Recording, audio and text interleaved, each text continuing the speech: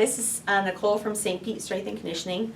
Today we have Dr. Maggio. I wanted to bring him on to make a video about box jumps and really the way the ankle works, how it's supposed to load, the common injuries we see with a lot of ballistic movements, sort of like box jumps, running, even jumping rope. So he's going to kind of go over the mechanics of the ankle, and then we'll get into kind of how we see some degeneration of the tendons and stuff within the ankle joint after certain movements are done rep after rep.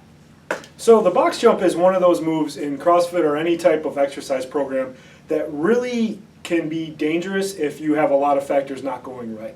So the first thing with a box jump is you need full range of motion. One video we did before on dorsiflexion, you can check out the link below, having proper ankle mobility and dorsiflexion. You need that first factor to be right. The second thing is there is a ton of force when you're doing any type of box jump. We have this equation back here. We got a little nerdy, but that's okay. Basically a force of a box jump, and this is looking at a 150-pound person. So we took it through all these equations and basically found out that the amount of work per box jump is actually almost 4,000 joules. That's a lot of force if you want to look up from there, but basically what we're looking at is about almost 3,000 pounds per force of foot. So that is a ton of force that goes into just doing a normal box jump. You're not even adding weight or anything like that. It's almost 3 to 4 times of what maybe your max squat would be. So imagine putting all of that on your back or your ankles or your shins and trying to do that. You're really adding a lot of force. The other issue with a box jump is it's actually done under fatigue. When you're under fatigue, what happens is your form breaks down. If you do have some dysfunctions that are showing up in there, they'll really come to a head there. And when fatigue is bad or you're tired, you really put yourself at a high risk of what you do.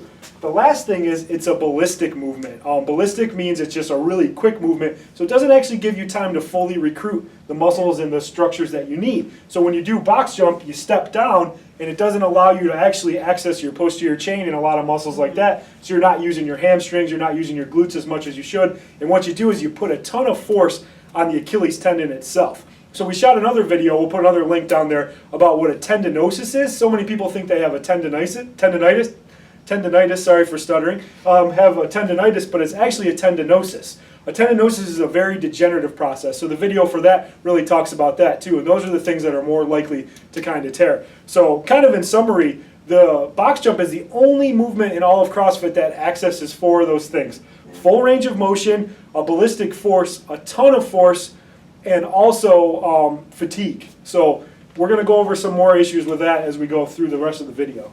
Yeah, I kind of just want to touch on the 3 categories in which we kind of box our athletes in when it comes to any kind of plyometric. So when we have box jumps in programming, we have 3 options. We have stepping up and stepping down. We have jumping up onto the box and then stepping down to get set up back in.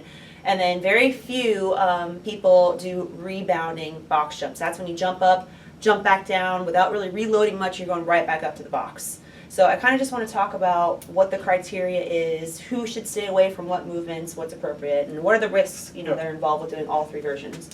So step-ups. So as far as step-ups are pretty safe for a lot of people. A lot of people that do have some mobility issues, they can work through that. It allows you to kind of reorganize and get some of that force from other places and not really put yourself in such a high-risk category. It actually, the step-up aspect of it takes out 2 processes of it. One is that it's not as much of a ballistic component, and also, 2, you're just not putting as much force in there, too. So it will take some limitations that you're having and allow you to be able to do that. Also won't put your Achilles in a bad position, so stuff like that. So chances are a lot of people actually have some limited dorsiflexion and don't realize it. So really, if you're thinking you're having ankle or knee or hip mobility issues, check out that video we made before and test the dorsiflexion out on yourself. But step-ups are pretty much more safe than the other ones. Yeah, so hip extension, unilateral work, I mean, it gets everything involved. With crappy dorsiflexion, you get away with doing those for reps. It'll tire you out just as much as box jumps will.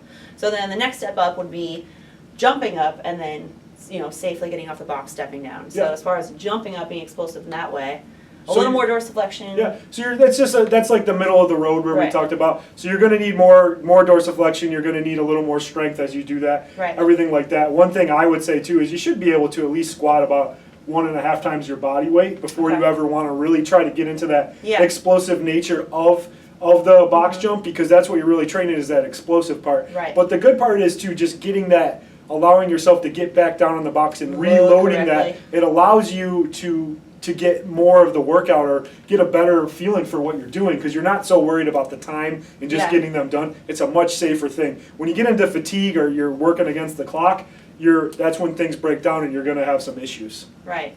And then, so the rebounding you guys may see in a lot of competitive athletes within the sport of CrossFit. Just like any sports, you have your risks with certain movements, that repetitive nature of loading the ankle in that way. It may be worth the risk to you, it may be not. You should definitely check your dorsal flexion. But with the rebounding, like you said, all that force, you don't have time to really reload the hips.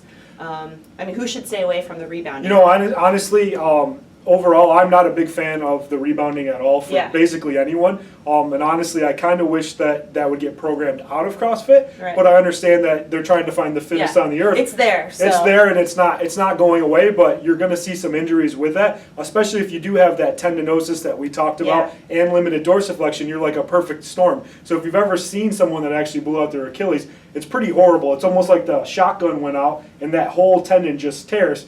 And the only thing to fix it is actually going to be surgery where they go and tie it together. So it's a pretty lousy injury. So with any exercise, what I always say is you want it to be safe and effective. Right. So when you start kind of balancing that act where you're just trying to do it because it's programmed in for the day, but you have all these mobility issues, you're walking a thin line and you're taking your own risk into there. Yeah. So the best thing is to assess yourself and figure out what's going on. And hopefully you have some good, smart coaches that recognize that too and aren't just trying to bang you up just to get through the WOD or whatever it is for the day. They're trying to think about your health and wellness because they want you to be the best you can be and not be injured, because everybody knows being injured sucks and it keeps you from being able to do what you want. But like Nicole has said, is you got to make that decision on your own. At the end of the day, it's your body. You're going to do what you want, but you need to be informed, because what we found and the reason we made this video is because so many people are misinformed about what goes on with the box jump, and we just want to kind of send it out there and let you know that there are some risk with it. If you're competing and you have to do it, then yeah, you still have risk. And even the healthiest people in the world, the fittest in the world, they can blow out their Achilles and have injuries too. You can only, like you said, the tendons can only take so much repetition over and over again, so much wear and tear, especially if everything else isn't loading correctly. So, we're just presenting the facts. You guys take it or leave it. We just want you to be as informed as possible and give you as many tools as we can. So, thank you, Dr. Maggio. Thank you. Look below on the bottom of the video for more links to the tendinosis and the dorsal flexion. Dorsal flexion, yep. Awesome. Thanks. All right, see you guys.